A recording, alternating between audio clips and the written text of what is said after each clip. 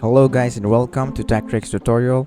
In today's video, I will show you the step-by-step tutorial on how to cancel Squarespace domain subscription. So by the end of this video, you will learn how to do them. So without further ado, let's get into it. So the first thing that we need to do is to open our Squarespace website right here. And as you can see, I'm already at my website. Then the next thing that we need to do is to click this settings icon that is located on the bottom left corner of the screen, and then after that you will see domains and email, so just click it, and then after that click domains. Once you do that, you will see all of the domains that is connected to your website right here.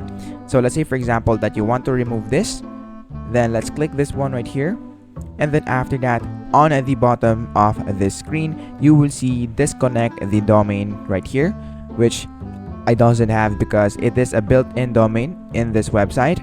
So if you have your own domain, that will do. You can disconnect it just by clicking the disconnect domain right here on the bottom. So that is basically it for this video. Thank you guys for watching Tech Tricks tutorial. I hope you learned something, and please don't forget to like and subscribe. Have a great day everyone.